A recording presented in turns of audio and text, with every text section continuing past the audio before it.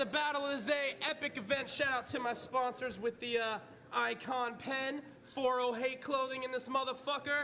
Make some noise! Cause we get high. That's right, got my special guest host to my left. It's your boy Plex Rock, M's down, Maquina Muerte. All up in your motherfucking bitch's esophagus, it's Lush Uno Aboy! They love it. Hell yeah. All right, dope ass battle on my right hand side. Basically undefeated, been killing everyone in Cali. Came up, he's been battling in the Grind Time Fresh Coast circuit, then King of the Dot, and now, is it your voice box debut? Your second battle? Second battle in voice box. Give it up, Frisco's own Pariah. Pariah, the motherfucking villain, Roof for the bad guy. San Jose on motherfucking day, 40hate.com, the architects, Pariah the MC.com. Let's go. San Jose was good. To my left, representing not the Los Angeles that you heard about, but the real motherfucking Los Angeles, Maquina Muerte, Cadillac Ron. Hey, yo. Everybody be sure and put some money on my books, you feel me? Get my booking number, lasd.org, you feel me? Shout outs to the Sheriff's Department, yeah. You know what I mean? We up here in San Jose, young and reckless, imp the gimp, the pecker with pimp. Let's do this motherfucking shit. What? It's got nothing to do with Miley Cyrus's butthole that I peed in. You feel me? Nothing at all. Mummy fashion shows, baby. Caddy traveled the furthest, call it in the air. Give me some head. Oh. It's booty.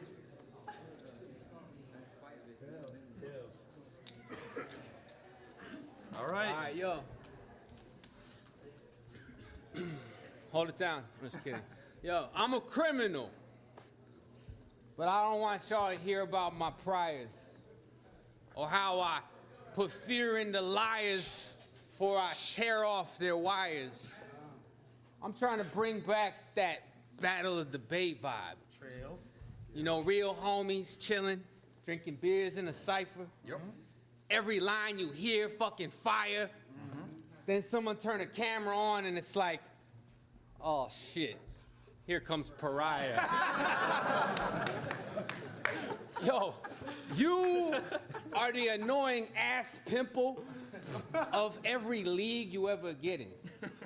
You single-handedly ruined every video scene you ever stepped in.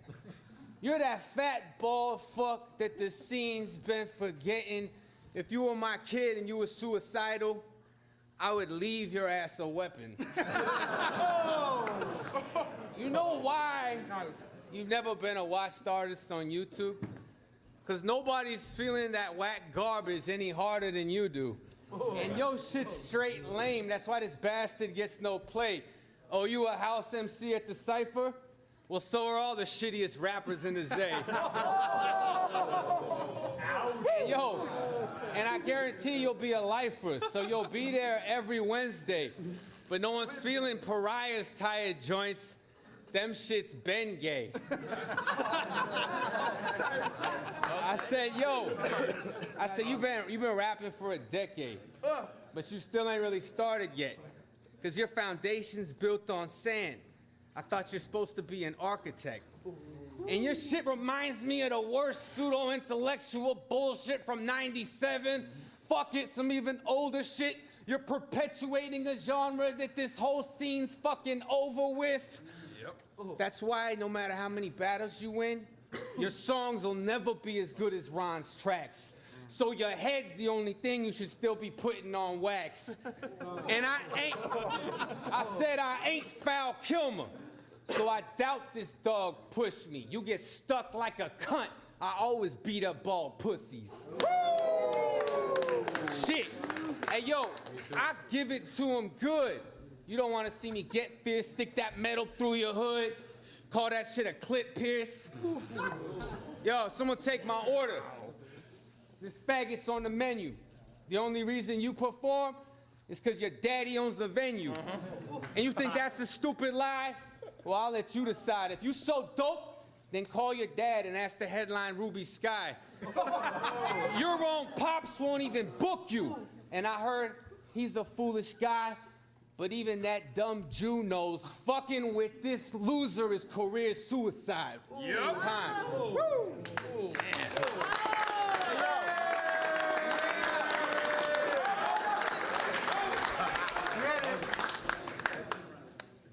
Yeah, I am fat and bald, and it kind of makes me look like Kingpin.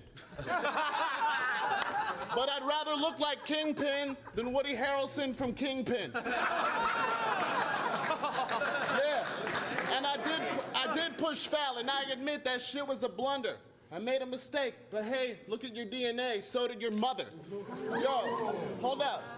So motherfucker Cadillac, I'm everything that Cadillac. Hack them apart in a morbid fashion, this match is a torture rack. You just a white guy pretending to be Mexican. I gotta say that's more than whack, and plus with Dirtbag Dan around on me, we don't need any more of that.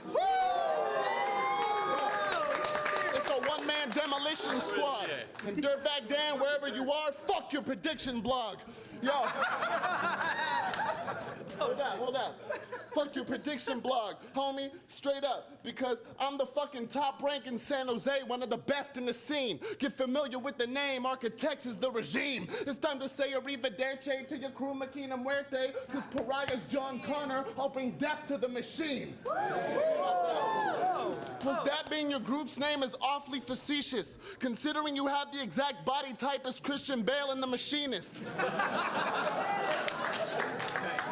I've won my past 8 battles, bitch, because every day I train hard. This motherfucker looks like the type of dude to catch a rape charge in a graveyard. I know it's true, hold up. Every time I step on stage, I'm off for the pressure gauge. Bitch, you look like Macaulay Culkin present day if he was raised on Section 8 and bathed in a septic tank. December 8th, hold up, shut up. December 8th, I'm about to murder this fake. This dude got such white trash personal traits. On his birthday, when he turned 8, his parents gave him a fucking urinal cake. Hold on, you are so white trash, you cook spaghetti and use ketchup as tomato sauce. Yeah, you do. Hold up. Top round. Hold up. Your favorite shows or whatever your neighbors watch because you can't afford a cable box. You have a Confederate flag at home that functions as a tablecloth. And if you were on death row, your last meal would be a big bowl of hot dogs and tater tots.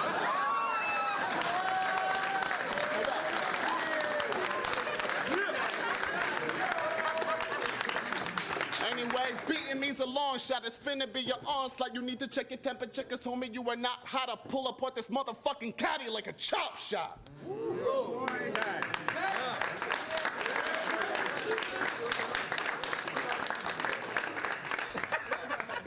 That was tight, man. I've been in the graveyard too, man. Yo, I said, yo, I'm kind of pissed at this whole event. Yo, why are you even bringing this kid here? You think this fat fucking Heeb's really fucking with the king of the mid-tier? Yo, I mean, shit. I think this Jew's gassed up. Someone give him the night off so I can go back to my telly and read my favorite chapters in Mein Kampf. Now, homie, why don't you just admit you're a faggot? I don't deny when I'm using. Did I forgot to mention this ethnic cleansing? I'm the final solution. Yo, and I know you scared as fuck when you see those Swazis, but you're a disgrace to your race looking like a fucking neo-Nazi. I said, I'm the real Antichrist, the drug addict messiah. My name's synonymous with dope. Your name's synonymous with liar.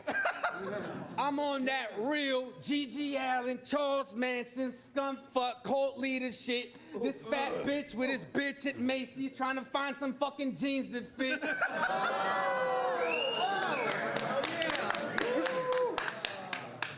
Nobody follows you on Instagram.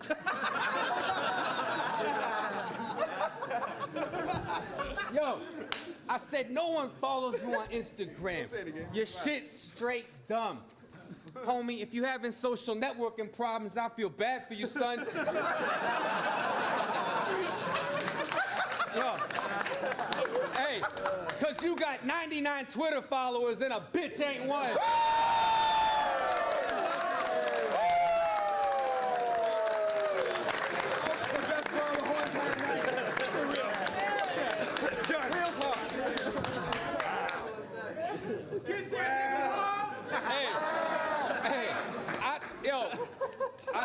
I think the general consensus is that we all think that this guy's the worst. And I would rather die of thirst before I listen to a Pariah verse. And you've been rocking that BOTZ since WRC. Hey, how cool would it have been if Pariah died instead of Tall T? Oh, God. Rest in peace. Rest in peace, for real. Rest in peace. Now, I'm saying I didn't want Tall T to die. No. We get it. So, yo, you got all this pent-up aggression before you battle and begin to shout. But I know you're just that little fat kid trapped inside, so go on and get it out.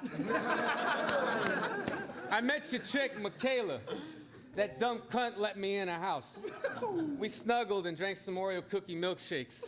Then I put some hepatitis in her mouth. I said,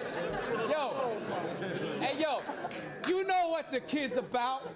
Netflix with the titties out, dig her out. She brew my Chiva dark like it's Guinness stout.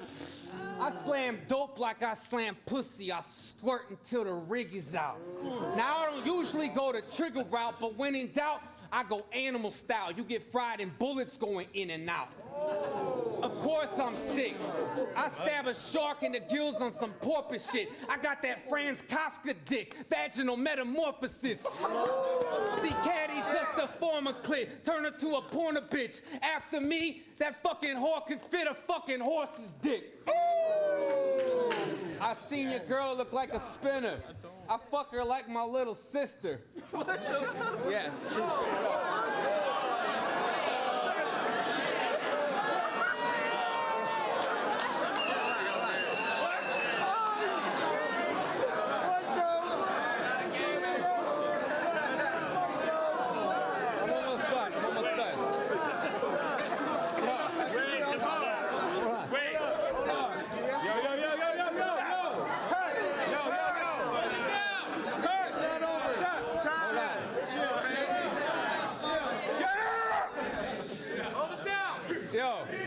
Shocking to us all. Hey, that's why we're all here. No, that's why we're all here. Like 4 more bars. Yo, I said, hey, shit, I stick her with a scissors till I rip into her innards. Body leaking red fluid after stitch her up with zippers. She be slowed down, leaning like she's sipping on some scissor. Hey, yo, you can't even fuck her good. This punk Chester just molested. That's why little Wednesday Adams getting tired of Uncle Fester. Hey, yo, my shit need an oven mitt. When that thing start rubbing it, time. It's all good. Hey, yo, you talking about my girl, but if it came to being with that busted bitch you got, I would honestly choose to die. Cause that bitch looked like a suicide girl if she committed suicide. Shut the fuck up. Hold up. Plus, you talking about my girl, that shit is highly disputable. Here's the proof, Ron. Take a look. My bitch is beautiful. Hold up. Yo, and every day, hold up. You should have overdosed a long time ago. With each breath, you cheat death. Step into me next, you gonna fail like a P test. He goes to jail for the cheap drugs, but he stays for the free sex.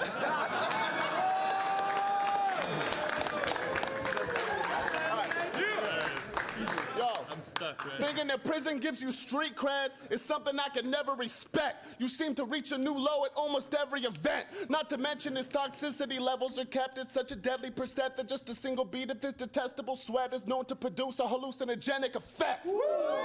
You are a junky piece of shit. From your head to your toes, from your flesh to your bones down to the depths of your soul. He likes to take pictures of himself with no clothes on his cellular phone and try to flex for the pose. But that heroin chic physique is something you should never expose. It's something you should keep covered like your tattoos do your track marks. I guarantee that Talib Kweli and Mos Def are his two favorite rap stars because every time he reads their group name, all he can see is black tar. Makes a fucking note.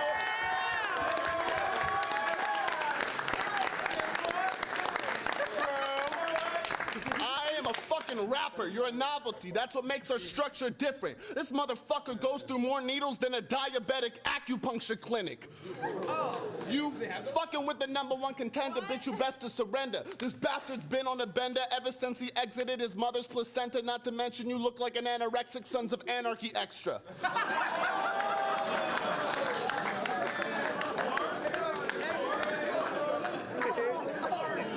Hold up. There was a reliable source of information that I'm gonna use to end this segment.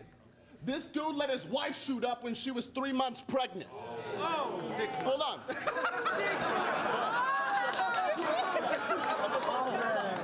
My shit. When she was 6 months pregnant. Yeah, I swear to God that shit's a true bar. This faggot's life is FUBAR. I'm just surprised that little piece of shit didn't come out retarded as you are.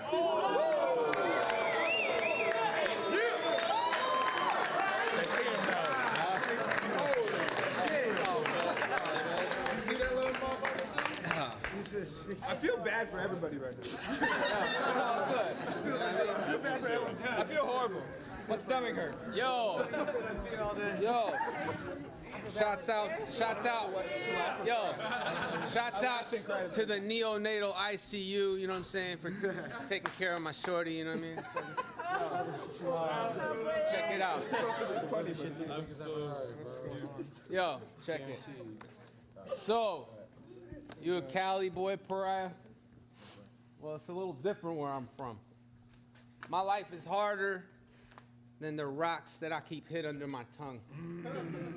See, I came back from the bottom, so I give back to the bums.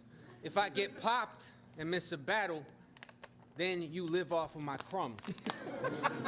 So why this guy gets so intense, I leave him lying in a mess. Shit, I'm just trying to pay the rent. Maybe buy a little meth. They'll find your body climbing with insects, his head find it full of dents. I'm such a gangster, I could rob your leagues and still headline the events. See, my career is like a phoenix. This dead pigeon's in a free fall. The only reason I lost to Dan at Red Bull, because I shot too big a speedball. Straight up. My grind time management career is an example of some of the messes I made. Sometimes I try to get a little extra with H to get an escape and wake up in a strange place and regret those mistakes. But there's only a few good rappers really left in the Z. And it rocked the bells when Joe Cutter stepped in my face, he was dead where he lay. Now see, I got respect for Joe and Mega, and it's incredibly great. But I really only lost to Caustic, so I'm the second best in the Bay. Now check it. I know you like battle rap more than pussy. So I ain't gonna mess with your girl. But I beat the Saurus and Disaster high on heroin. Shit, I'm the best in the world.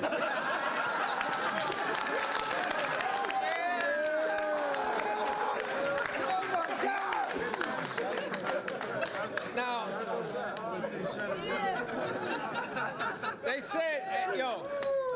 they said this battle is contingent on which Cadillac's shown up.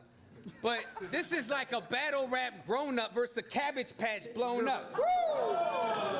And I don't think your bitch is telling. She don't want to kiss that melon. She want to kiss a felon. A lack chorus is Zach Morris. Your rap's more just Mr. Belden.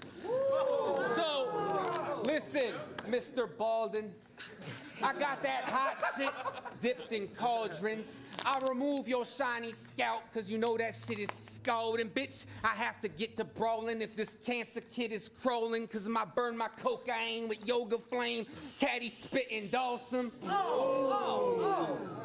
The scene gets dope sick when I leave, and they not used to getting ill.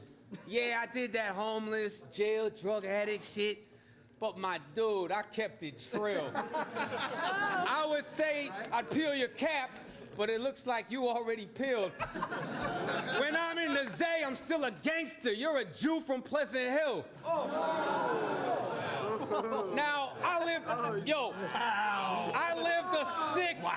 lived a sick and broken life, but I never regret it. You'll always be the bitch from open mics, the only thing Tourette's ever regretted. Hey, yo, honestly, that shit was a horror. You talking about me being a Hebrew like I wrote my scripts in the Torah while I fuck your bitch 8 times like my dick's a menorah. Yo, hold up. You, real fact, you are a privileged Caucasian statistic that comes from a rich family, yet you front like a mobster. Bitch, you just an imposter. You about to die today. It's what you get for trying to fuck with a monster. Your whole entire life has been in vain. Now that's a double entendre. Yeah, you just pretend you're dope like methadone. Quit with the... That's Quit with the shit talk. You look like Riff Raff if he did smack or Kid Rock if he hit rocks. Hold up. It's obvious at birth that your brain was badly ill-formed. Or burn your family's house down and leave this caddy homeless like the one from Happy Gilmore. Hold up. The one from Happy Gilmore. Yo, you just another cold victim. It's ironic you're from LA and doing drugs is your sole mission because you look exactly like the heroin dealer from Pulp Fiction. Hey, this dude is straight up garbage. And speaking of LA, I bet your veins look like the La Brea tar pits. You exist on the principle that drugs are cool. But I suggest another plan, like grow up, get a job, and be a fucking man.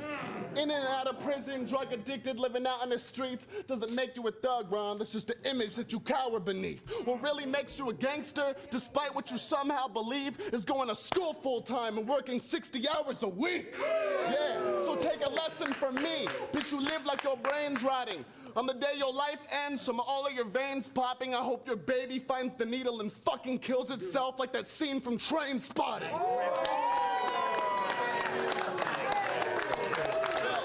I am here to ruin your day. I'm here to ruin your day. Hold up. I'm here to ruin your day like someone took a shit in your bathwater. I just murdered this fucking caddy, vehicular manslaughter.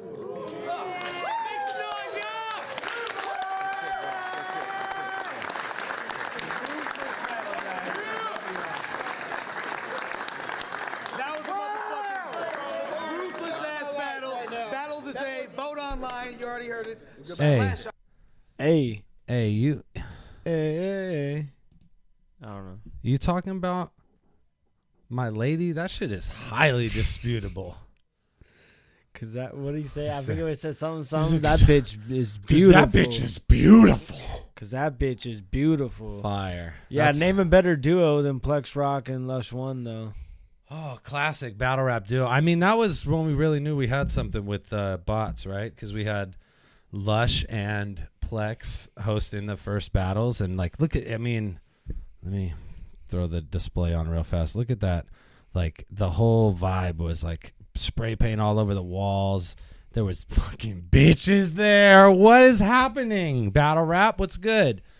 Yeah, we started somewhere, and we ended somewhere else. What's good? This is Behind the BOTZ. Yup. I'm Dan, and this is Ryan. Yeah. I couldn't think of a funny name today, man. Yeah, no. Somebody think of a good. Just Dan. Someone think of a good DBD pun for the boy for today. Super excited today. We got the Moist Mob FaceTiming with us. Big facts. Live. Both the Moist Mob. We got Big Kyle and Big Andrew. Yeah. So super excited about that. And we get to break down. Really drippy. It's going to be wet as fuck. We get to break down this card right here. Oh, not that one. Where's the fucking... Which one is it?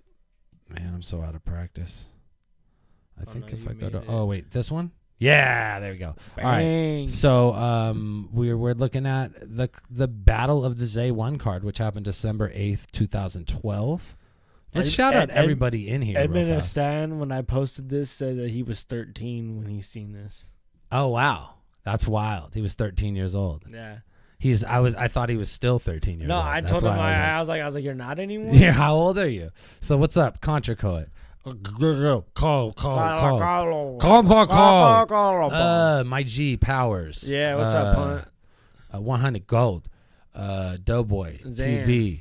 Assad. Aziz. Lucho. My guy. Pixie. All the people. Mandrew. I see Zan Aykroyd in this motherfucker. Who else, Bang, man? bang, gang. Squad. Keeks is here, ladies and gentlemen. Fuck Off is here, ladies and gentlemen. 100 Beast is Moist here, ladies and gentlemen. Have been already checked in themselves. Yeah, Moist Mob checked in. They're here. Eddie Hazel.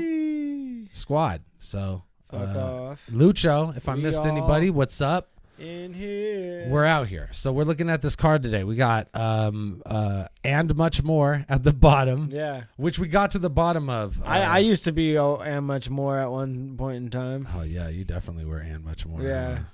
You moved on I think up. on this. Are you and much more on one of these fuckers? Because that's just just a dickhead thing I used to do. No, I don't think I kept that one. I'd just be lazy. I don't think I kept that. You didn't keep the one that you were and much more on because you're like, I don't want to remember that. I was like, fuck this. Forget those moments of my life when I was much more. I always thought much more had bars. Yeah, me too. You never know. Some of the much more guys ended up. I feel like Madflex was definitely a much more on one of these cards. Definitely there's some much more guys that ended up being somebody's. Actually, look at the much more from this card.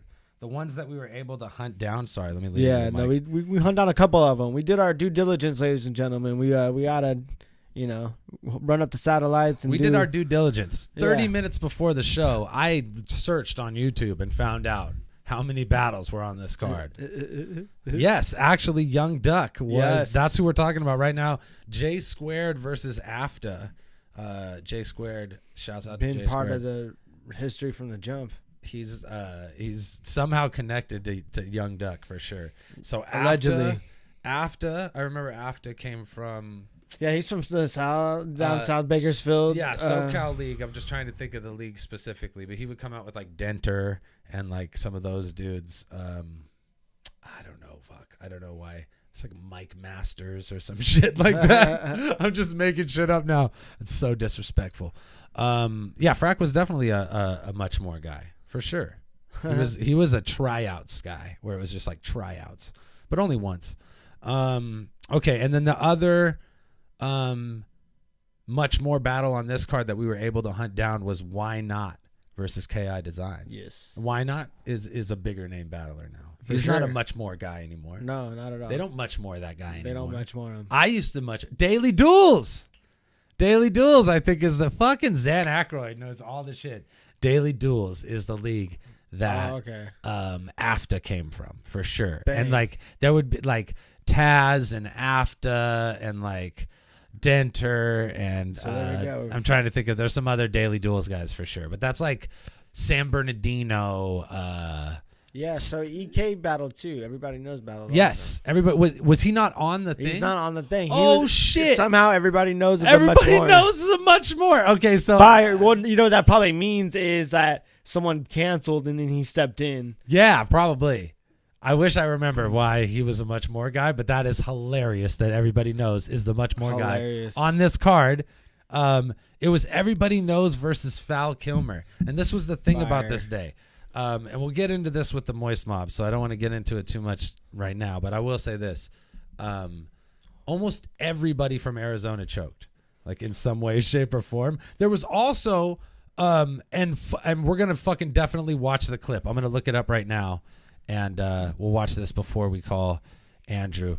But there was also this absolutely famous battle that went down. Hey, what's up, Poison Paisa? Hey, Poison Paisa, my guy. Okay, so check it out. Look at this. This is This is a classic BOTZ battle that was on the this was on the card, but it wasn't on the flyer. It was a much more on the flyer. Yeah, I know. I'm gonna switch it. I'm gonna go to full screen on this shit because this shit too good right here. Yeah, we can just talk over. Yeah. So Chuck battled on this card, ladies and gentlemen. Chuck of Voice Box. I'm feeling like a top-tier UFC heavyweight up against the jungle's deadweight. Big Cannon asked for me to get homie a battle. I said, fuck it. I'll smash this faggot werewolf 3 rounds and done. And I Silva son. I'll chuck little Go to Luscious face again. Pound. This hardcore art form of art bars, some art bars. Evil shit. I'm a shogun. Are you a little overhyped? I run a tight ship in my force. Griffin killing, ripping G4 apart like. It's the hashtag Pariah. Some 24/7 action because we don't quit on Jack, son. Said I'll murder Just you. no one reacting at all to the bars. In his drink until he sleeps, and then they call him John Jones. Feel like I'm nailing Palin, testicles stretched, I'm parasailing. Your chick is on my dick. That wasn't. That was KI Design, I believe. Fuck time. Time. All right. Fuck G4, time. it's on you. Let's go. All right, round 2. I just be like hitting the pen, just trying to get as high as possible while this is happening. Wow. Yo, my guns blaze. I rep Look at there's fucking Big Moist Andrew right there. He said my 6 shitters. I was born of the gun. Quick draw for fun. Rock Holiday and Billy the Kid. It's in my motherfucking blood. I have the soul of Cochise and Apache. Bandar, what's attaching good? to me mastering Wolf classic tooth. tactics of attacking. Fuck, man. Fucking time. Fuck, bro. man. Fucking time, bro. Fucking time, bro. Need some aqua. Hold on. I need some aqua. Good man, him and Swagger. Come from the desert and they need to drink hell of water. Lots of aqua. I got that teen hunger. Force this meat wad to shake when I fry Damn, he steaks had a and whole cake like bread. setup off that. When I cake bread. When I cake bread. Fucking A, man.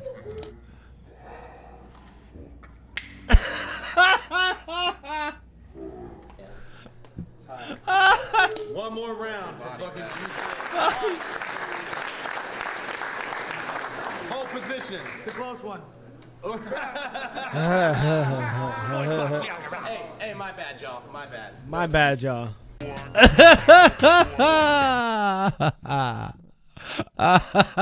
Cold. So much, so good. R.I.P. that fucking So bottle good. cap. So Shouts good. out to the Moist Mob who are about to call right now who made that shit.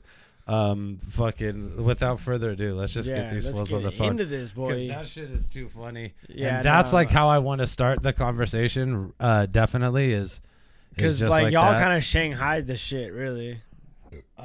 Okay. So yeah, let's I think that's right. do this properly. Yeah. So give me a second while I get this set up because I also have to patch in Kyle. Bang, bang, bang, bang. Okay, there's one. Now let me get the other one in here. See how we did this last time. We got Andrew Add in the person. mix. Now we're about to call Kyle. Yep, hold on. Cal. We gotta wait before we put on the screen so we don't give these guys some fucking stalkers out there. I know that's why they're not on the screen right there. Hey, without giving away too much, his is the 309 number, correct, Andrew? Yeah. All right, good. Now they know the first fucking 3 Yeah, digits. now of y'all the can number. guess. They're going to figure out the area code. They know the They can first tap 3 in. digits. They're going to spend hours typing in the other 4 in whatever sequence to make it, just so they could call Kyle and talk to Kyle. It's a weird thing, man, but They'll do it. They'll want to sniff his undies. The one that fucking smell his little butt, too. He got that new hair, too. All right. Oh, Hey, bam. bang. He's right there. Bang, bang. Bang, Okay, bang let on me the put him on the fucking screen game. right now. Bang. Moist, okay, moist on the lift it. set. Let me lift these boys up. Let me fucking lift them up into the sunset real fast. Oh, ladies and gentlemen, it's the motherfucking Moist Mob in this bitch. Yo, fuck Zoom. We got Kyle, a.k.a. Guy Fee Scary. I don't know. I was trying to come up with something hot. Fucking young fucking Gohan in this shit. Fucking young bearded Gohan, maybe. I don't know. And then of course Andrew. How you doing, man? You guys fucking look good right now. Yeah, it's good to see you guys. Doing good, man. I don't What's know up, guys? How you guys doing today? Pretty good, man. This is fucking awesome and super slick. Yeah, it's gonna be fun. So check it. Did you guys? Sorry, were guys. you guys? Sorry, guys. You were watching. Art bong, art bars. Art bar. Hey, dude, I'm my sick shitter. Fuck. Was that one of the memorable moments? Was that one of the first CP shorts that was ever made? Yeah, it was I think the very first one was the bird bars, and then I always wanted to do that one. Okay, so yeah, you started making the CP shorts like right on the first event, basically. I think it was like around the first one or the second one, I believe. Yeah. That's too funny. That kind of predates the Daily Spices, I think. Oh, everything we do predates everything. Let's just put that out there. I've said this a million times. Like, when I die, maybe someone will be like, "Oh yeah, remember Dan did everything first?" Yeah. But until I die, they're just gonna fucking actively just deny all the shit that I created in the world. But yeah, or that Andrew created. Not only did we do it first, we did it better than anyone. No, yeah, but yeah, like that was one of the first little things. I shared these guys like a video of my battle from New Mexico, and they were just like, "Hey, if you're gonna do my style, make sure you have that lighting on, bitch." Like there was like fucking like coming in on the set. It was great. Flex. It was great. Dude, you remember? Let's just talk about Chuck for a minute and voice box, because like Okay. And I'll give a little background because as we go, we'll kind of break down the entire event. Yeah. But so the way this came about was I basically had decided, like, after I had like had these big battles on all these other leagues, and I think some of them had reached 1 million by that point, and I was like, oh fuck this. Like, I want a battle on my channel, right? Yeah, of course. And I knew, I was like, I know who I can pay someone to do it. Like, I've thrown shows. Like, I could throw a battle event. So I was like, mechanically, I could throw it. But I had no idea, which is odd because I went to film school. So I did have an idea, but I couldn't compartmentalize, like, okay, how am I going to film the event and throw the event at the same time? Yeah. So, man, I definitely didn't approach VoiceBox. I want to say I didn't, but maybe I did. I don't know. Somehow they agreed to like facilitate filming the entire event. And actually, these battles came out on their channel with the exception of my battle. Or did not my battle though, right? Because we sent the SD card from my camera to Chuck. So maybe we still haven't gotten those back. You owe me 232 gigabyte cards. Fucking A, bro. And interest because those things used to be worth way more. They're like $5 now. They used to be like 50. They're like floppy disks now. Like $100 a gig. Dude, yeah, no, remember when you get the 100 gig LaCie drive? That was like the big old fucking thing, and it was 100 gigs for $100. Like, good, this is a deal. Fucking Chuck. I don't know how like VoiceBox. I definitely got my battle, right? Like, always got my battle. And then I must have got some other battles too. I feel like we split battles. It was a shit show. I remember they just like randomly dropped every few months. It was audio was in one channel, and it was a mess. It wasn't organized. Let's say. I think even what we just watched right now was like a remaster to what. No, but that still. So you look at the battles that came out that look good are all because of the moist mod. Yeah, it was sure. just, and it was like way after the fact, but we'll get there. Like, the point is that they agreed to facilitate by filming the battles, and then they would release some of the battles from their channel. I would release some of the battles from my channel. I can't remember what the division was, but I knew that I always got my battle because that was like what the whole fucking thing was for me. Mm-hmm. And like the Roan battle has like been paying me for like 12 years or something like that. That's the most money I've ever made on a battle. Because even if I get like $25 a month on it now, there was a time when I was getting like 50, 60, 100. You know what I mean? Like, for how 12 years? Like, it's pretty good. That's so, crazy. but regardless, like I made this deal with Chuck under the pretense that they were going to be able to film the battles, and then give them to me so I can handle mine, and then they can handle theirs because I could edit at least. But I don't know. I don't know if I knew that shit was fucked up beforehand or if I had no idea. But out of nowhere, Andrew hit me up, right? Yeah. I reached out to you on Twitter, I think. Yeah, you just randomly hit me up on Twitter and was like, "Hey, can I come film?" And I just got my camera. It was my first camera I got, and I was like, just trying to throw myself in the fire with some event. Oh man, what an event to do too! Yeah, because there's so many like we'll get there. It's fun, but so but Andrew, also, up until that point, he asked you like I had no idea like what battle rap was, like who anybody was. So you found out like when he hit me up, and I was like, "Yeah, come through." Like a couple months before that, he was showing me all like everyone's battles up in like grind time up until that point, and then he's like, "Oh, Dan's throwing this battle in San Jose. Like we should go film." I was like, "Yeah, let's go film some B-roll. Like just hit him up and shoot your shot on Twitter. Some B-roll. See what happens. Some B-roll. Yo, so That's all I was thinking of shooting B-roll and like making like our own little edit. So I was just like.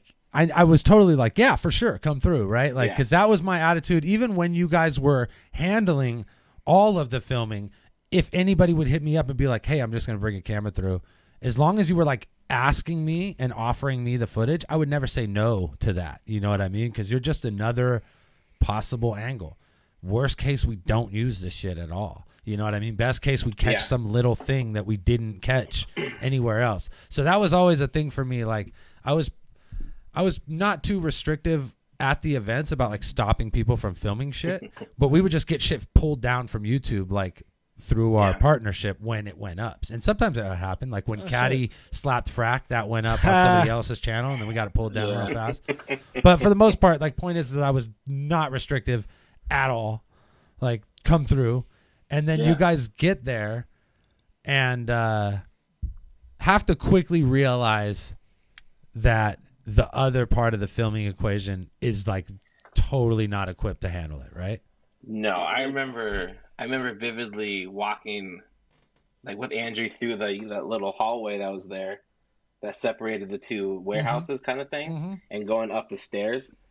And I remember putting my my bag down upstairs, taking my camera out, and then I remember turning and looking at like all of Chuck's crew that had the little Canon cameras, and I have my big Panasonic camera on my shoulder mount. I'm like, oh, it's like, all right, this is. I think I know where I fit in this equation. Don't worry about it.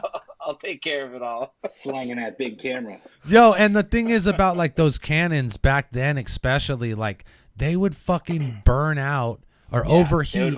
Every quickly. 10 minutes, like max. You were getting 10 minutes of 4K filming before it would overheat. And I knew this shit like so when they showed up with those cameras, I was like, oh, okay, I hope you got more than one because like this is gonna be like you gotta sync this shit or else your shit's gonna die at the same time. We're gonna miss bars, like, ugh. And then these will show up and they got fucking big ass fucking suitcase cameras and shit. And I was like, oh fuck yeah, okay, cool. And like I don't know, did one of you guys come up to me and was like, hey, we'll film the battles? No, I remember what happened. I don't. I said you remember, okay? Because I remember so much fuck shit happened that day. But I vividly remember having a conversation with I think Andrew and just being like, "All right, dude, are you handling this or what? Because we're fucked otherwise." They were panicking. We were. They totally could have pulled it off with the stuff they had, but I think they just had too much stuff going on, trying to run the event and everything. And they weren't doing because I was doing that. But go on. Yeah, yeah. Well, they were attempting to intervene. They were like arguing about the battery or something before one of the battles. And I remember you were just like, oh, Jesus. You like looked at us and you're like, you just want to, go ahead. And of course, looks at Andrew. Andrew looks at me. He's like, yeah, you do it. Go ahead. Go ahead, bro. You got this. You can do it. It's like, okay. Yeah. I literally watched like 5 rap battles before that. Yo, like, so right, you so I stand in the middle and go like this, left and right. Hey, but for real, like that was it, right? And like I was just like, all right, go down and up when I do the. Yeah. Yay. The only thing I had to remember was to go, down and up when whoever was hosting said it, and then basically just my film doing everything at school, just actually like, okay, knowing how I to use a camera and not being having swagger tattooed on your forearm, throwing the event and planning to film it at the same time. Like, I thought I was doing too much because I was battling and throwing the event. Chuck planned to battle, throw the event, film it, and he flew in from fucking Arizona to do so. So like, boy, that he had all that fucking ambition, didn't he? You know what I mean? It can be like that sometimes. I feel like okay, so this is what I wanted to talk about as far as like the event as a whole and how it must have been crazy. And I don't know if you guys were like how aware of this you were, but you must have been because you were in there with like expensive cameras and shit. But there was no fucking security whatsoever for that event. No. There was no security, except there was fools that would beat your ass if you got out of line, because the dude who ran that fucking warehouse was just like the man. I remember him, we just call him Tom, and that fool was the man, and like he just had that warehouse just to chill in, basically. And there was like nice cars parked in there and graffiti on the walls. Like he was a wild character. So like there were definitely dudes there that would like fuck you up if you got out of line, but there was no like established form of security whatsoever. No. We weren't like a movie in there, man. Yeah, I mean, and then there was like 200 people minimum in there, maybe more, maybe like 300, because it was a huge warehouse, and I remember us like filling an entire like half of it. You know what I mean? AP9 showed up randomly, didn't he? Or was that the second one that AP9 showed up at? I think that was the second one. And that was at that warehouse too. Yeah. No, the first one. This was in the same venue. Yeah, that's why I was thinking it was that place, because I remember him walking in like, "What the fuck are y'all doing here?" We weren't selling alcohol, but we certainly weren't like discouraging it in any way. Like fools were. I remember, wasn't there just a bar just like popped up in the back of the warehouse? Yeah, it's just like, hey, we don't sell alcohol. We'll just trade alcohol for money. No, I mean, I think fucking that's all like Tom. After the dude. first, like, that was just... all of a sudden you hear bottles clinking. Like, what the hell's going on back there? I think like I said, we're just calling him Tom. It was a businessman, and that fool recognized a business situation. He was like, "Hold on, I'll be right back." He went and got himself some cups and some fucking beers, and he probably made the most money of everybody that night. Like, absolutely. Oh yeah, without a doubt. And there was like an upstairs section where fools were everyone was smoking weed. Well, that's where we left all our camera stuff. So. And then everyone was up there smoking weed. I was like, I hope everything's all right. Yeah, you know what? I will say this, like, there's always been a weird, like, overall level of respect at the BOTZ events that kind of tripped me out. Like, I never understood why like such a large group of people would like listen when you tell them to be quiet or like not act a fool, and then it's like Peanut being an asshole at the end of the night, and you're like, okay, shut the fuck up, Peanut. But it's not some like random ass dude. You know what I mean? Like all the it's funny because all those events we'd have all of our equipment. You know, me and Andrew would say like, oh, hopefully the stuff doesn't get touched, and no one ever touch it. You know, that's so crazy, right? Like the overall. What's fun? Come walk close to it, and we'd like, whoa, dude. But other than that, no one tried. Yeah. I would purposely put if I ever came and showed up with a bag of shit or whatever, I would purposely put it by all the camera shit because I knew no one ever went and touched like the camera shit. No one ever touched it. Like by the time we started doing the Ritz, like we were setting up barriers to protect like the camera shit. But in the beginning, we were just like circled up, pile of bags like somewhere in a corner. Sure. And like we're so busy, at any point anybody could have like grabbed a fucking whole camera, you know, laptops, lots of shit, and they didn't like ever. Everybody was always kind of showed the respect for like that shit. And I know fools were stealing other people's shit. Yeah. You know what I mean? Like I know like people's wallets and like fucking merch off tables, fucking whatever. You know what I mean? Phones, shit that people steal at events. But like for some reason, like those people didn't have that mentality with regards to our shit. Yeah. And like the same couldn't be said about, but I mean, we're talking about a much larger scale, but like I don't know if it was 4 or 5 of Battle of the Bay, the camera people got all their shit stolen. that dude Corey, who was filming and that's why he quit filming. That was like his last event because he was like, fuck this. And someone went, it was just his camera and his bag and his laptop, like all his one camera person shit. But he was like in the bird's nest at the fucking old Metro Opera House. So someone like was likely someone who connected to an employee there. Went, climbed up the ladder, went into the bird's nest, took the backpack, and left. You know what I mean? Oh my god! While he was up there with it, and that's almost the only time I could remember in history that like a camera person got jacked at a battle rap event. As much crazy shit as went on. We were pretty lucky. That's what was so fun about those events. Is there was always like a level of danger that you could feel, but it was never enough to not like have a blast. So I think it's kind of what was so fun about it. Yeah. Well, Alfie said inside job for sure. Yes, I believe you're right, Alfie. I believe it was. I wasn't even there. I was at home. Alfie remembers that shit too, and I definitely think it was an inside job. Like at the end of the day, I learned very quickly that if you have a camera pointed at anybody, people are gonna start doing stuff in front of the camera. Yeah. Nice to you, so I always had a camera everywhere I went. Yeah, no shit. Great idea. Yeah, no fucking shit. Okay, strategery. So let's talk about these battles a bit. Yes. And things that we remember specifically. If we remember any of them. Well, I didn't even remember. Okay, because we were talking about how there was like the much more section of the battles. Yeah. And I didn't remember that EK was on the much more section of the battles. I think that was the very first battle. It might have been. Well, he battled that dude Val Kilmer, right? Everyone was really spread out. I remember that. And there must have been like 8 feet away from the battler. There must have been like a cancellation or something. That's the only like logical reason that EK would be that low on a card. Everybody knows, obviously, not Emerson Kennedy. Emerson Kennedy. I got to say that nowadays. We actually had Emerson Kennedy on a card, didn't we? Yeah. Versus Madflex. BOTZ3. Versus Madflex? What a good fucking battle. Jeez. That's when he called me Will Sasso. All right. Fucking A. Good stuff. In a bar. That's a fucking bar right there, boy.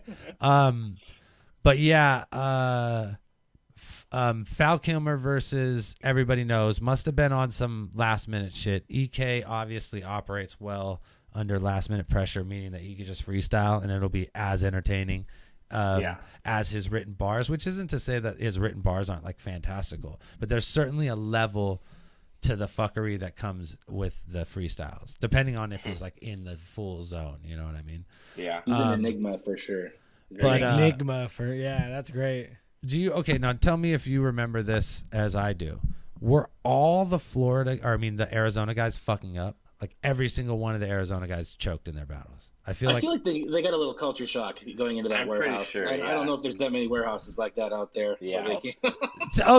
I don't know. There is, bro, because I've been to some grimy ass places in Phoenix and even worse in Tucson, and which is where they were from. So like I know, I maybe like the scale of it as far as there being like hundreds of people as opposed to like 20, but like I went and battled in a grimy ass like place that was used for a haunted house, like off season to do a battle in Tucson that just smelled like methamphetamine. So like it's not like they ain't battled in sketchy places out there. But failed Kilmer. But he choked the worst. No, Chuck choked the worst, obviously. Chuck threw the bottle cap. That was the worst choke. That was like such a one of those moments that it's like to look back, it's hella fun, right? But like standing there as the host and like you guys holding the camera. Standing as a cameraman, I was like, what's happening? And you don't even know about battle rap, really? This is your first event? You're like, what the fuck is this? Does this happen? He's doing really, really bad right now. Just thinking about that. Like, does this happen in this? People do this shit? That's the funniest shit. Who is he battling? It was G1. What's his name? G4. Oh, G4. G4. Who is from G4 is from the jungle. He was good. Yeah, he's from the jungle. So he came up with like Incredible and like QP and Conceited. Like he was on those like old jungle cards with those dudes. Fox. So he was like, he certainly like shouldn't have been wasting his time with Chuck, and it was a bit of an insult, and I hated to be like involved in that in any way, shape, or form. But there was like, if you look at some of the battles, like that battle specifically, and then also Big Cannon versus Uno Lavos. Like, Lord knows I wasn't booking that battle. And definitely, like, in retrospect, Big Cannon was an awesome addition to the event. And even Lavos, like, that battle was good. But, like, I'm not paying I was never paying Uno Lavos to do a rap battle. In the entirety of, like, his battle rap career, there's no point where I was like, you know what? I think we should put Uno Lavos on a plane. I think we should pay that guy. I never said that shit one time in my life. And he thinks so, too, because he came out and did a 2-on-2. And that was totally EK that set that shit up. Like, I didn't set that shit up. EK wanted to do that. They had tour money. That was their money. I had nothing to do with that shit. Like, let's not say Big Cannon was the nicest person I think I've ever met in battle rap. Big Cannon was awesome. And he came up there and he was like, he's like, hey, how do you guys think I did? I was like, I think you did good, man. He's like, look good, everything looks good. I was like, yeah, man. Like, thanks. Like, you guys did a good job. Like, thanks for stepping in. That's awesome, man. I was like, I don't know who you are, but thanks. Yeah, man. I fuck with you, man. I don't know who you are, but I fuck with you heavy right now. That's awesome to hear. The lingo, but I'll get there. Don't worry. Hey, I'll get there. I'm gonna learn what you're talking about. That was always Andrew's hiccup. Yeah, right. By the end, y'all was like, wow. Oh yeah. With some random people in the shit, fools come in and be like, took "Moist." 12 years. You'd be like, "What's up?" Andrew still has trouble with that. So, it is what it is. Are we still on the much more? Did you want? No. I just want to break these down. Just say a word about each battle real fast. No, yeah, that's what I meant. Like, are we still on the much more? I don't remember any of the undercard. Okay, so there was AFTA versus J Squared. I remember that one. I just, I don't remember. I think that's the one that stood out. I remember the battle happening. I'm going to say that. I don't remember any moments about the battle, but I remember that shit. Like, I could look at this. After choked. He choked, and J Squared didn't. I remember that. I certainly wasn't there for some of the battles, like, because, like, I would run off because, like, I had to do a battle myself, and I had Lush there to host. I think Caustic was there. There was other people there that were there to host. And that was always like a move I would pull at these events. Would be like, "Yeah, get in there. All right, later." And then I just fucking go outside and smoke some weed. Oh yeah, Flush is there for sure. I think that's why all the Arizona guys choked, because they were getting, like, they felt like they realized they were in a battle being hosted by Lush and Plex, and you were there, and all those other guys were there. They're like, that's what got, like, this is real battle rap. Oh now. fuck! That's what got me, like, kind of. I'm really here. All of a sudden, I'm like in front of. Like when you all these people like looking at me with the camera, I'm like, I don't know what to do. And you probably like spent the week like looking up battles. Yeah. And of course, when you did, like, you see Lush and Plex in these big battles, and you're like, oh shit, I'm filming the big battles. Like, Caustic, you, all of a sudden, Caddy's in front of me. I'm inside YouTube right now. Like, what the hell? A few hundred people. You're like, oh man, I thought we were filming the fuck shit battles. These are real battles. Son of a bitch. And we got to film all of it. We're like responsible for this shit. Oh, crazy. And then so EK and Foul, I remember. Or Why Not and KI Design. KI Design was Pariah's buddy. This Kyle said. I have no idea. It was not good, dude. It was not good. And you stood there and filmed the whole thing, so I feel worse because I definitely didn't. I'm looking at myself. I'm looking at the picture, and I wasn't in it, so I was definitely upstairs. That one was a blur. Okay, but I was here for EK versus Foul, and that's why I remember Foul hella choking and me being like, "Come on, dude." Like, oh man, you are. Is that Father Foul? Yeah. No, it's not Father Foul, who's a psychopath. That's FAL. This is Foul. Every time I talk to Holmes on the phone, he's always like, "Hey man, book that fucking Father Foul rematch, dog." He's like, "That's what the people want to see, bro. I think we can really do something good with it." I'm like, "No, want to see." They don't, though. They That's really what don't. The people I don't ever want to see that battle ever. Fucking, I don't want to be a part of that. Anything having to do with that. That was such an annoying, like, again, it's like I want to say, like, with the Chuck throwing a bottle cap thing. Like, you're filming those things, and in retrospect, that shit is hilarious. Like, tears laughing about it. But in the moment, it is fucking long and it sucks. It's like fucking the longest 9 minutes of your life standing there just like, oh my God, are you gonna did he say that really? Like, and it's not, it's one thing when it's like so ridiculous, which and a lot of the shit you don't even catch in hindsight because you're just like trying not to be super embarrassed. Sometimes when it's ridiculous, it becomes super funny. But but in those moments, it's just like you're just standing there like, God, this fucking sucks. Well, it's funny because like later on, when that would happen, like BOTZ 4, 5, 6, like we would I'd specifically make eye contact with you and like, what the fuck's going on? Yeah. Like we would make that eye contact with everyone on the other side, like, turn this up.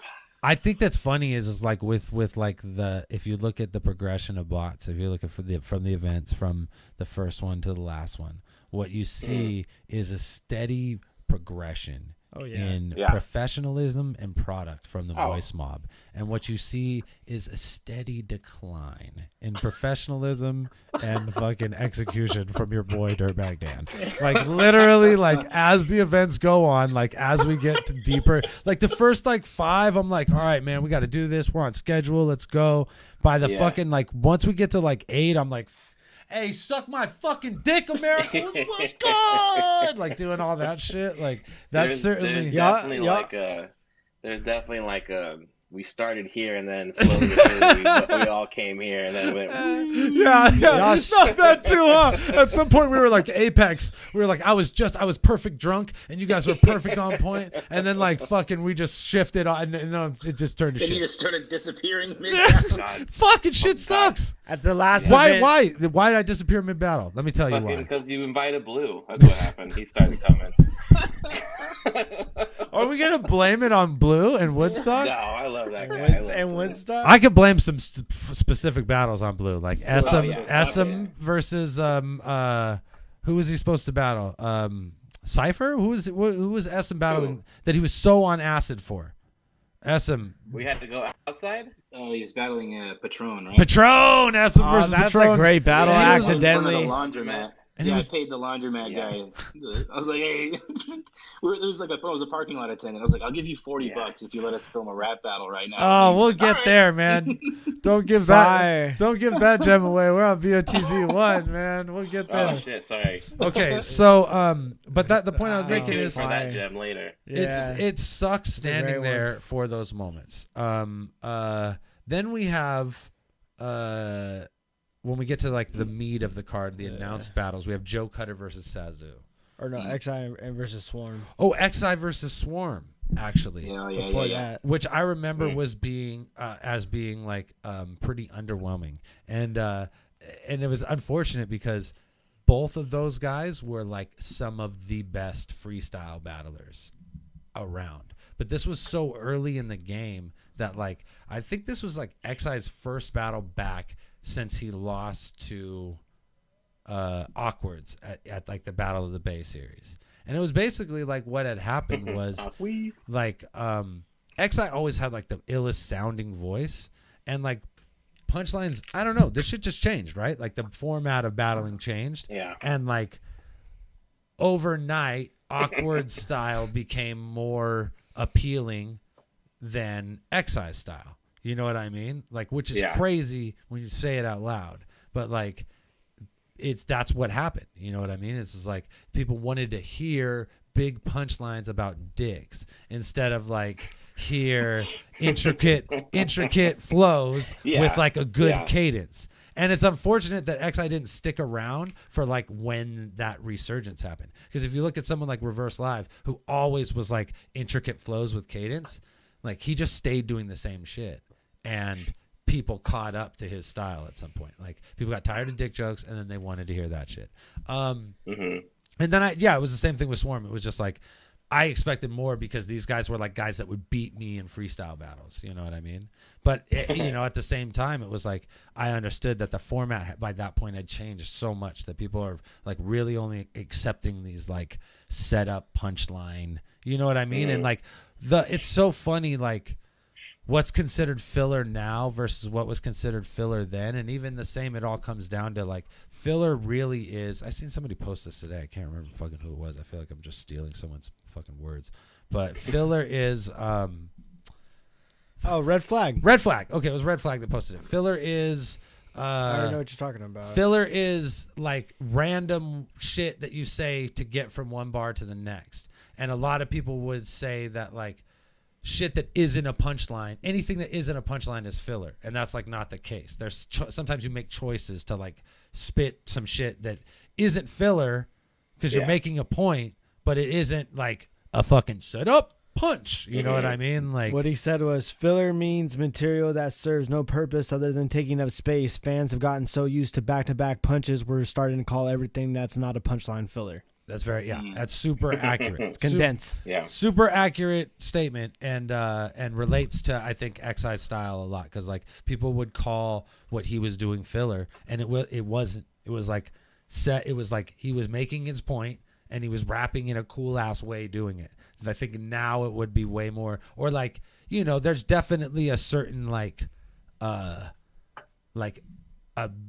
adjustments that have to be made on both ends, but even now like that's more appealing than the dick joke shit that was like won the day during like this period and before. So I feel like that Swarm Shogun guy was able to get away with that a little more, or at least both of those kind of guys, but more so Swarm Shogun, because he had more of like the physical presence, and like he would have more of a performance. I remember Swarm won the battle for sure. And like you said, like he was not only is he's like a bigger dude, but he was like delivering the bars and more in that like set up punchline way. It was just not. It was like I just remember overall that being underwhelming because I had such high expectations for dudes. Yeah. Okay. And now we can go to Joe Cutter versus Sazu, and we know how much we'd like to talk about Joe Cutter battles on this channel. How long did it take in your like career as and I'm gonna throw air quotes around career for sure, as BOTZ filmers, how long did it take for Joe Cutter to piss you off? Did he do it that first day?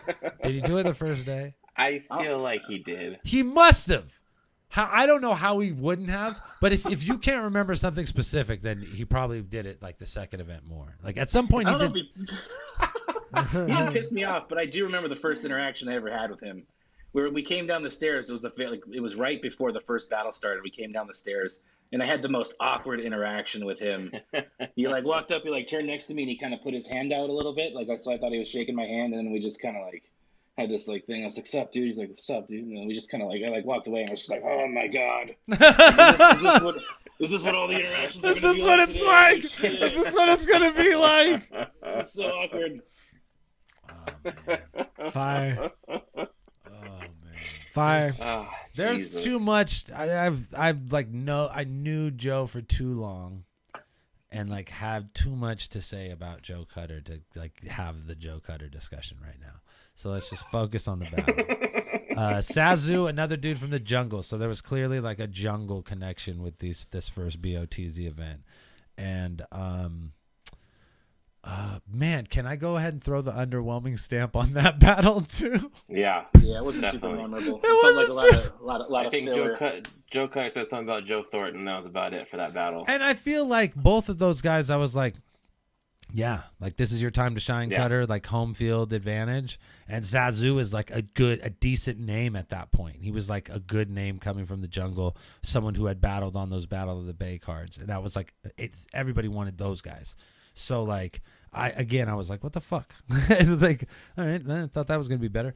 So and I don't know if we're going in order here, but moving on, we have probably in retrospect the best battle from that event, which was the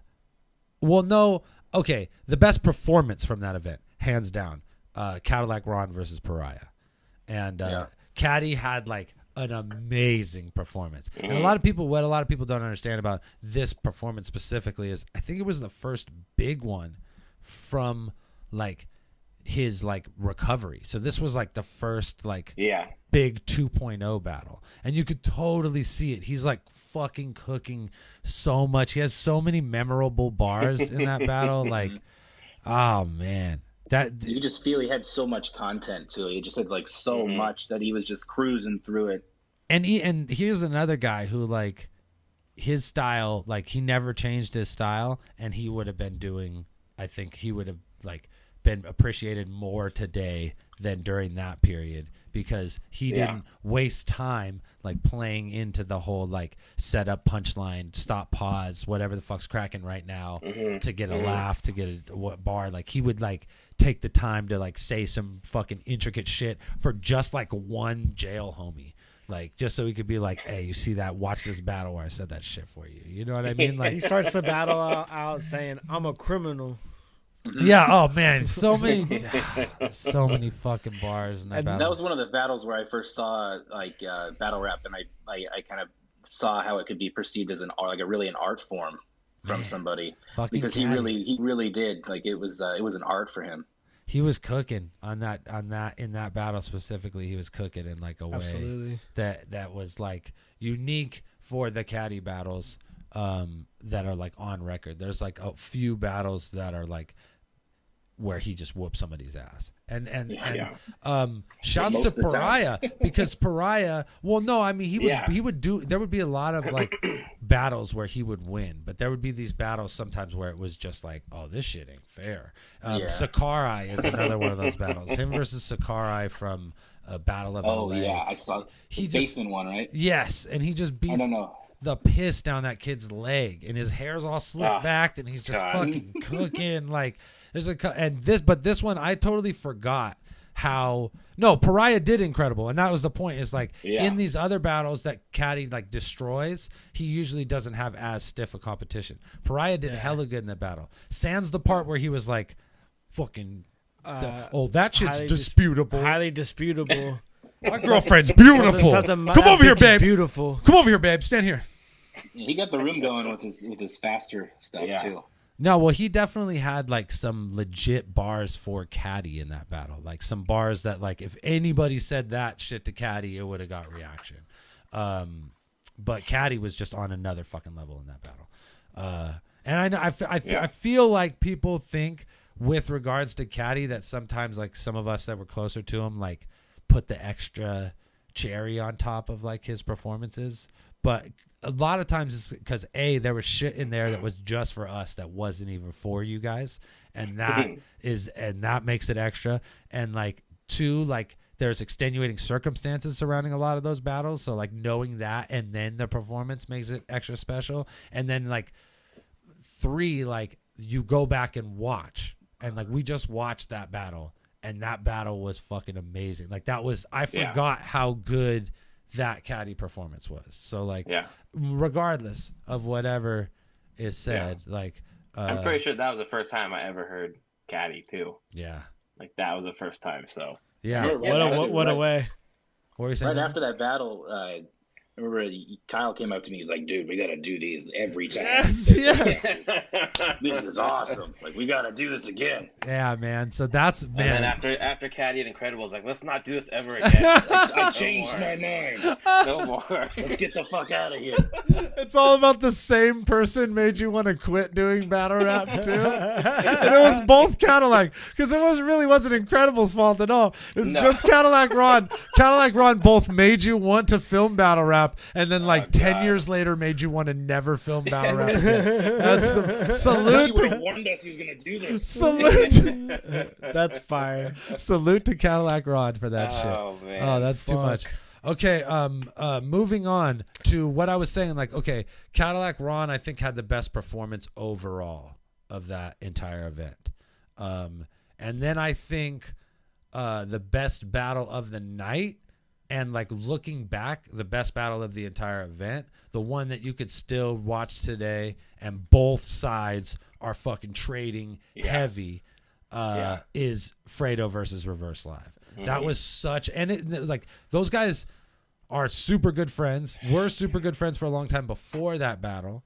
Like they never battled after that ever again, because I think they even were like closer friends after that. No, hell no. They were like battled as a team after that, actually. So like that's like 10 years after, but they battled each other at that event, and it was a big deal because it was one of those situations where like, and I totally understand where Fredo was coming from, where he was like, I can't let him beat me because we're like older than Cody, not by by like 5 years or something like that. And we at these old battle events, the freestyle events, Cody was like the 18-year-old and we were the 21-year-olds and the 22-year-olds. And he would come and battle us at events, and it was like we always were like, oh, we can't lose to the kids, you know what I mean? Like, this is the next generation. We used to always like Tantrum and Reverse, we would always like say that they rapped like thesaurus because they were using multi-syllables and we were still like doing fucking, you know, Cat in the Hat ass shit. But like there was definitely that level of like, I can't let this guy beat me. And I think that shows in the battle. Like, I think Fredo edges every round. Like, it's a super good battle back and forth, but I think if you watch it, and I've watched it recently, I think I watched it like a year ago. And I feel like Fredo like edges every round, not by a fucking mile at all, but like, I don't know if he goes second and that adds to it, but like he just barely gets those extra bars out, and he's going for longer. He's just like, you know what I'm talking about. You can't let those guys, like, when you're in that position. I had a similar thing with Illusion Z when I battled him, to the extent that I shaved my beard off before the battle because I was like, I'm not gonna fucking lose to this kid. It was also like a whole nother point I wanted to make about like, if that's all you guys are gonna write about, watch me just take this shit away. But because Satire beat me the first battle I lost, and it was all like these hillbilly jokes, and I was like, oh well, that shit would not work if I didn't have a beard. But then I wore a Hulkamania shirt anyway, so what the fuck am I talking about? And I looked so weird. I looked like a wrestling fan. I was fucking like 50 pounds fatter than I am now, and I looked like a fucking Hills Have Eyes fucking extra. I remember that back. I looked like one of the like cousins that was like, let me get her next in the back and shit. Like, not even like the big hillbilly, but just like the one, I want some. Like, shut up, Tommy. Like, yeah, it's gross. I remember when the Fredo battle. Let's go. With the Fredo battle, I remember really vividly when Fredo and like his entourage came in and they're all wearing sunglasses.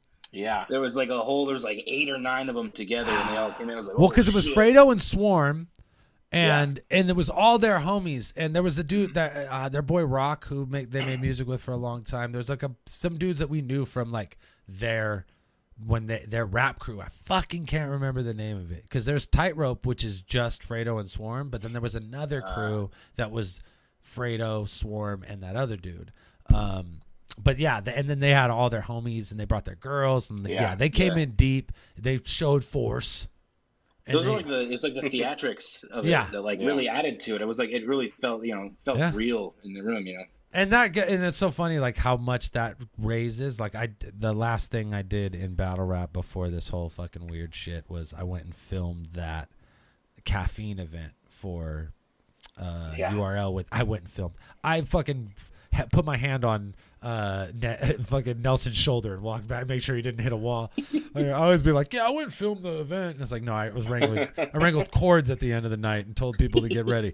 But I did that with them, and like the pageantry on that level, it's like the same, but it's just blown up, you know, more people, and they're dressed crazier, and they're wearing more shit, and the bitches are flyer, and it's just so weird, like how that part of the game is like never changes, and is like as the scale goes up, it just gets bigger and bigger and bigger until you're Lux and you're all in suits with a coffin and shit.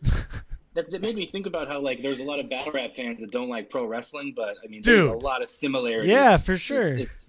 I would say really similar. Andrew, I would say there's more that do than don't. Yeah. I would go ahead and say don't let me paint the picture of the battle rap fan for you. It's way. How funny would it have been? How pissed off people would have been if we would have actually went with like when the rapper, that one event, I forgot which one it was. We were thinking about having come down the little actual run, like walkway to the homie. That's ring, what we did at the URL event, and I was the guy that made sure Nelson didn't hit the fucking wall when he walked through. What are you talking about? Like that's how pissed off people if we did that. Like, we did it first. Yeah, bitch. Just another thing. We just did it. No credit. Add it to the list. Watch, dude. When BOTZ returns, like probably the first BOTZ events, or the first battles, I should say, will happen like in a fucking wrestling environment. Yeah. Guaranteed. Because wrestling's going to get back up and running before fucking we are. And if they need some time killed, we'll definitely throw a battle. I'm tight with the folks at UGWA, and we've already been like kind of working out a situation where like we can make battle rap as like a pre-show, and then they do their wrestling shit. And I let the inmates run the asylum. I just pop in. I just pop in every once in a while. What's going on? What are you doing? Japanese wrestling podcast? All right, man. Have fun with that. See you later. I'm gonna go smoke weed. Crazy ideas. All right. See you later. See you later. Crazy kids. Have fun. So yeah, okay. Best battle on the card: Fredo versus Reverse. I recommend. That was probably the most fun I had that day. Like I was like, oh my god! Like every time, back and forth, I would. That's like, oh my, this is awesome. Okay, what do you have to say about that? Oh my god, that's awesome. What are you saying about it? I feel like from the point of Pariah and Caddy on, every battle was like really good. Because I think Uno Lavos versus Cannon was a really good battle. And what I remember about that battle specifically is that Big Cannon choked, and I put big air quotes around choked, because he like forgot a whole round, paused for a moment, and then freestyled a whole round. And the washing machine. And the freestyle was better than anything that Uno Lavo said the entire battle. So like I certainly gave that battle to Cannon, and it was so sick like to watch somebody be like, oh fuck, I fucked up. All right, just gonna freestyle, and then have it be tight is like, oh what? After that I was like, Cannon, you're the fucking one right now.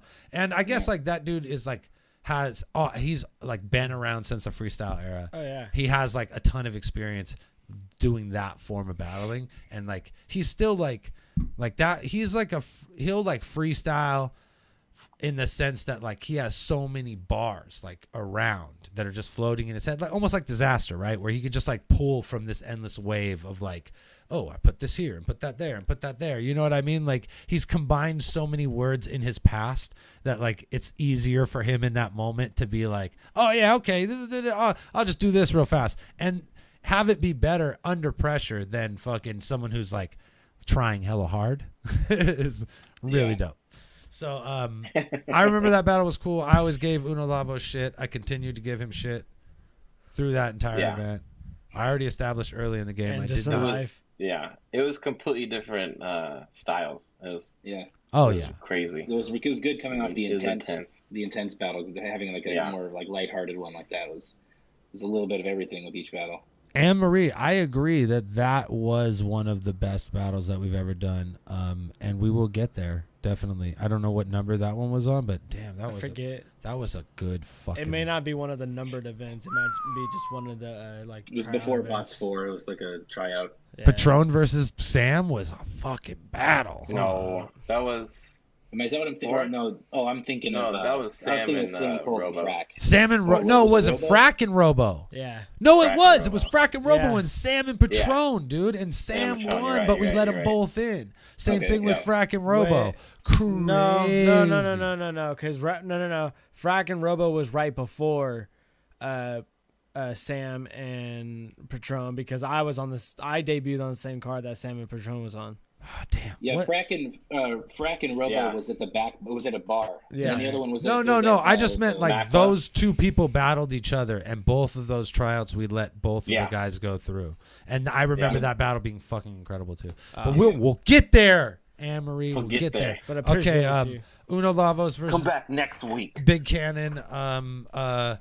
Was an awesome battle. It's worth going back to watch just to watch Big Cannon freestyle. Yeah. And the Uno Lavos was like way like, I mean, Uno Lavos to me is like, I don't want to say, I was going to say Adam Sandler, but then there's like Uncut Gems and like Punch Drunk Love, and there's these examples of his ability to be talented and serious. Like he's really like, he's Adam Sandler between like for all those good movies he made, and then like, you know, like that stage where he was making all the Netflix movies where he's like, oh, I'm my sister. No, I'm my sister. Like that's, to me, that's a Uno Lavos battle. Like, and like, it's funny at times, and it's, you know, it's definitely, there's value in that sort of entertainment. he's like the Larry the Cable Guy of battle rappers. You know what I mean? And it's like, I get it. People like this. I get it. These people are in the world, and they deserve entertainment too. No matter how fucking. There's a time and place for it. No matter how fucking. He made me laugh. I was laughing when trying to hold the camera steady that battle. No matter how fucking stupid they are, they deserve entertainment too. All right, so. I'm excited to see that one. But go back and watch that, because I feel like that was Uno Lavos at his like most Uno-y Lavo-iest. He was really like, and then he's battling a guy who's like really rapping, and it's like, okay, well, I like rap more, so, but yeah, it's worth watching for sure. And then finally, Dirtbag Dan versus Tantrum. Yeah. Hey. Shouts out to Tantrum for agreeing to be the guy to battle me at this event. It's one of his last battles. One of his last battles. And it was like really cool because he's another dude from out here that like had a big name through the Battle of the Bay series that he built up on his own, and he like lent it to our enterprise, and like we had this battle that like could have been another one of those ones that was on the Battle of the Bay card. And that was the point of this shit, of me calling it Battle of the Zay. It was like years after the Battle of the Bay battles had happened, and I was like, okay, well, we'll put like battle rap has shifted so far away from us, like we'll put our own version of those battles back on. So like when you look at the card, it's like all these dudes who are like is the Jungle Dudes and us, and like the only weird side fucking role is the voice box dudes, obviously, who like we thought were vital and turned out we're not vital at all, because basically we decided no, that's funny. Tantrum said both me and Dan couldn't decide on who to battle for this event, so we decided to battle each other. That might be fucking true. It might be true. Like we were trying to find, like, I'm gonna find you a good battle, I'm gonna find me a good battle, and then we're like, after like a week, I'm like, dude, I'm a good battle. Like, you're a good battle. Like, let's just battle each other. Like, we could do that, can't we? So I remember that battle is when everything kind of set in for me. Yeah. Like the whole realization of where I was, because that was, I remember. Start that battle. There's so many people behind me. There's no barriers. And then I remember looking up and just seeing like everyone's in front of me, and then seeing you and Tantrum in front of me. I'm like, oh God. I was like, all right, we made it. Well, it's one of those real events where like, like where the last battle was the one that people were waiting for, and the most people showed up for. They got fucking packed in there, and they were quiet for the bars, like even though without any security, motherfuckers drinking like crazy, weapons for sure. And everyone's just holding it down, fucking make noise. Like, it's really incredible, like what we were able to pull off with like very minimal planning and kind of piss poor execution on my part. I definitely say fully. I'm not gonna blame it all on voice. It worked out. Well, because it's like who you hire, right? So like, I guess we kept that minimal planning up until 10 too. Worked out. BOTZ 10. Yeah. we kept it strong. Stayed consistent. Well, if it ain't broke, fellas, don't fix it, baby. Don't fix it. Make it stronger. You know that the battle event was good when in like the main event, when you start seeing people like climbing up the walls and like all the stuff that's in the back, they're like climbing up so you can see. That's it. That was the sign of a good one, and we saw that before the Tantrum battle for sure. That's great. Yeah, and it was a good battle on both sides. Like, I'd be hard pressed to say that I won that battle. I might have lost. I certainly lost a few of my battles, especially the ones that I threw myself. So if I did take the dub, I squeaked a 2-1. But that was one of your stronger showings. Well, that's cool, because I remember not having such strong showings when I was responsible for like throwing the event and battling. And if I did have a strong showing, it was out of respect for Tantrum entirely, because like I said, like, he agreed to battle me at this event that was like my event, which is like really like a super fucking trap move. Don't ever do that. Motherfuckers are gonna set you up. But like, luckily, hey, word. Yo, was that? I want to say a firework. I want to say a firework, but it sounded a lot like a car and a gun. There was a screech before the fireworks. Sounded a lot like a car and a gun. Usually you don't hear car screeches before fireworks. So I might go ahead and give that to you. It's hot in here. We got the window open. So welcome to South Hayward, son. Holy shit. I'll be driving through this neighborhood sometimes like, oh shit, they're kids. They're fucking riding their bikes in between their cars and shit, like touching my car. I'm like, oh, what the fuck are you doing? They're practicing for the Olympics. Where are your parents? Oh, he said Internet Pulse had a 5149. Dan, oh, I fucks with that. I fucks with your past assessment, brother. Like I said, like if I did, I squeaked, and it was definitely a classic Tantrum performance. I think we had to go. It wasn't like people left like, oh man, I stood on that chair for nothing. Like we fucking put on a fucking show, and at the end of the day, people stayed after that. And as people stayed in the warehouse and chilled after and I was that like, for a long time. I was like, Tom, do I gotta get these people out of here? Or what? He's like, nah, that's cool, man. Yeah, because he's making hell of money. He's continuing to sell. He probably sold drinks allegedly. Yo, that happened all the way up until we were doing them at like the biker place, and like fools were like hanging out at the biker place. Like I'm like, all right, guys, making some good friends. You're making some good friends. You really are. Like if those guys like you, you're making some fucking good friends. Like those are the friends you really want to make. But I'll say this about BOTZ1, like regardless of the fact that we like had no security and kind of ill planning, and we really were fucked unless the Moist Mob showed up and filmed it. Wouldn't have happened. We wouldn't like destiny. We wouldn't be talking about this, and possibly we wouldn't be talking about bots at all, because like I wouldn't have been able to operate a second event on the strength of like the shitty footage that would have come off of the DSLRs. You know what I mean? So yeah, fucking. I mean, I always say this shit. Bots only exist because of these two guys, really. I was always like, yeah, man, we'll throw battles. But at the end of the day, the strength of the league, the quality of the footage. The reason why we have a belt. Absolutely. A lot of the passion in general involved with bots came from these two guys right here. So as we like continue to do this series, just remember that shit. It's only ever possible because of fucking these little babies right here. They just showed up. Well, also because you gave us, you realized what was happening. You gave us a chance to do it too. Yeah, no, that's right. Good job. Bless. Yeah, no, for sure. Like I said though, like I never turned anybody down, but at the end of the day, like when the quality of the footage came back and it saved the entire event, it was easy for me and Andrew to be like, we probably don't need to call voice box again about the next one, right? No. Like he was like, yeah, no, me and Kyle got it. We got it. We could do that. We could just do the whole thing. So that's like buy some memory cards. I just gotta go buy some memory. I just gotta go buy some memory cards because fucking Chuck, I guess, spent all his money on swagger tattoos or some shit.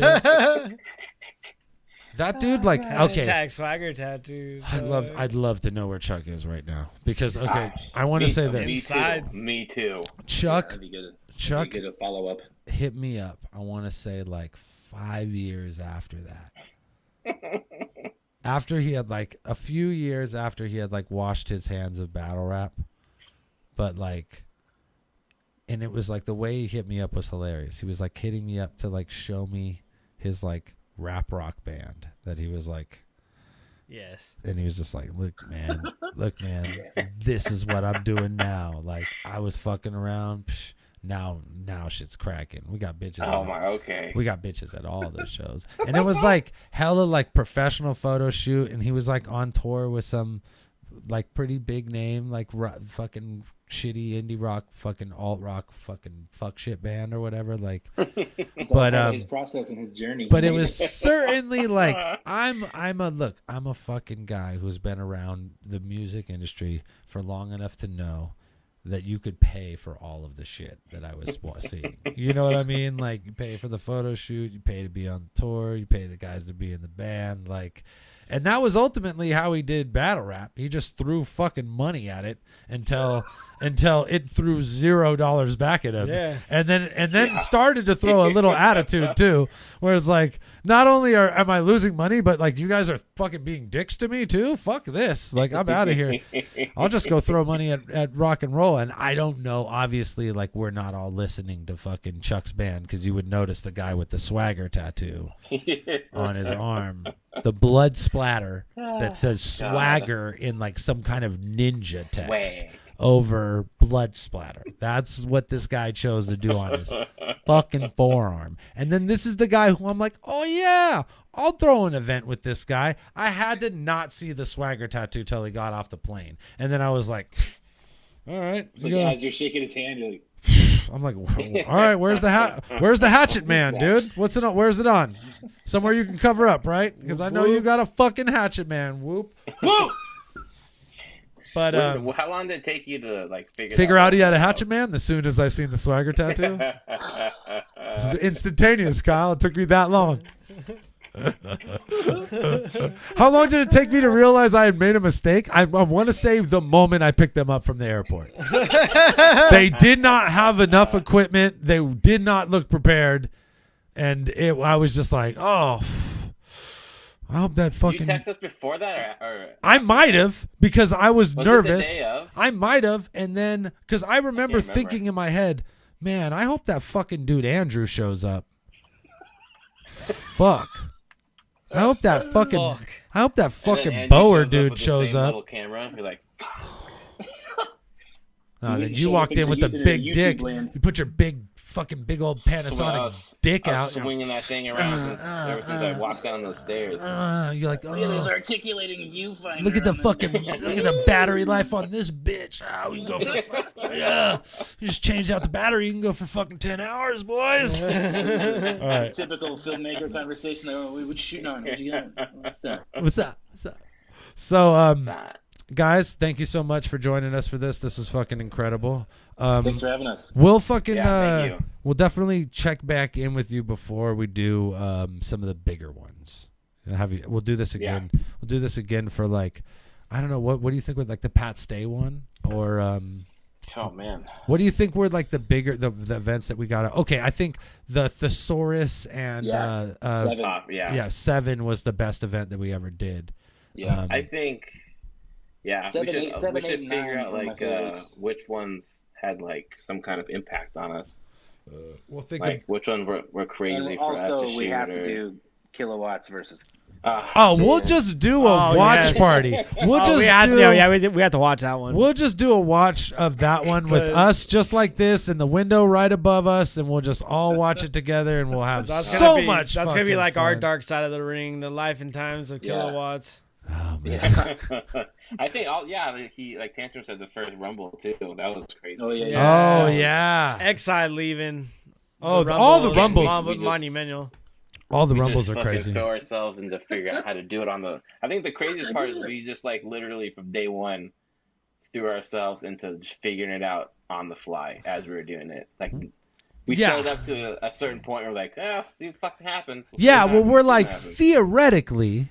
This should work. Like theoretically, we could do a battle with 8 people. Like, I mean, that's really the spirit of this channel, though. But like the funny, like I think what Kyle's saying is like more like it's like to elaborate a little more. Like we had no idea how we were gonna film that battle as we were doing it. I literally like grabbed the shoulders of one of you and was like, "All right, film him," and then it was like, "No, him," and then it was like, "Him." I'm like, "Hey, what's up? I'm hosting this guy," and then we're like, jump out of the way, and everyone's like ducking under shit. It was so like no one talked. Like we agreed on the order 5 minutes before the battle, and we never really fully discussed like how are we gonna move from person to person in a fluid way. We just kind of like, and to the battlers' credit, they all like duck and ran out of the way, and everybody gave whoever's like time it was shine. Like they would all step back a little bit and give the guys. Yeah. So we figured it out. We figured it out, ladies and gentlemen, and that's why we're even here talking about these. That's our motto. We figured it out. We figured BOTZ. We figured it out. Shit out. Legendary events. We did it first. The best league on the planet Earth. Suck my dick, America. That's the us. greatest battle rap intro of all time. All right. Well, we'll let you guys get out of here, and then we'll shut down. It's good this seeing you stream. guys, man. It was really good talking to you too, guys. brother. I'll definitely be hitting both you guys up in the near future to figure out. And you guys hit me up when you figure out which episode of this you want to do. And I'll probably be going live tomorrow night watching some Japanese wrestling. So if you guys want to tune in for that shit. Oh, please watch John Moxley, please. Hey, the inmates run the asylum, bro. And I just every once in a while I'm just like, hey, what's up? Remember me? I was a guy one time. One time I was a guy. Okay, I'll see you later. Oh man. And Ryan's like, we're watching fucking Thunder Liger fucking Tiger Zord battle fucking spitting venom guy. I'm down with that shit. I'm actually way more down with that shit than like the weird like cuck action they got going on regular wrestling. I finally figured you out fuck my girlfriend in front of me, and then you're gonna hit me with a 2x4. This is bullshit. Now we got to fight in a steel cage. I'm in love with the sex robot, and he stole that sex robot and then killed it in the ring with a steel chair. If that hasn't already happened, that's a future fucking storyline. One of these weirdo fucking wrestlers is gonna have a fucking They'll have it. A robotic fucking what do you call it when it's the chick that rolls with you? Come on, there's a fucking wrestling name for that shit. Wait, like a valet. Yeah, valet I think was the name for it. Yeah, I've been watching a lot of Dark Side of the Ring. Okay, I'm learning the lingo. I think it's valet because they didn't call chicks managers. Usually a valet. So like, yeah, we'll have a robotic one, and we'll be like, don't you fuck my robotic girlfriend, Jimmy Bob. Why are they all rednecks? I'm so offensive. I got to get off this channel. Half of our audience is just all fucking 20 people who watch this shit are all like that shit. I'm so outnumbered. I'm fucking up, man.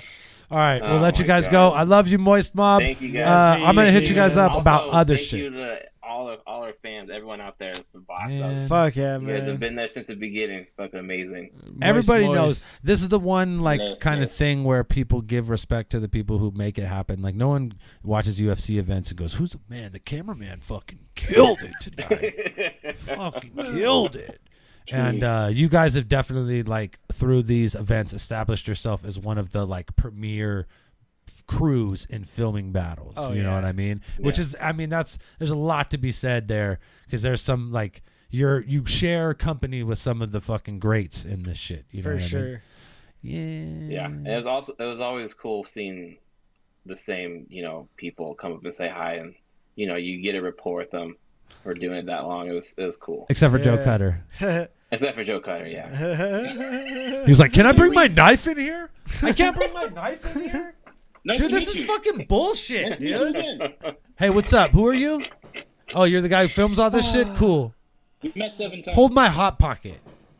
All right, I love you guys. Peace. Damn. See you guys.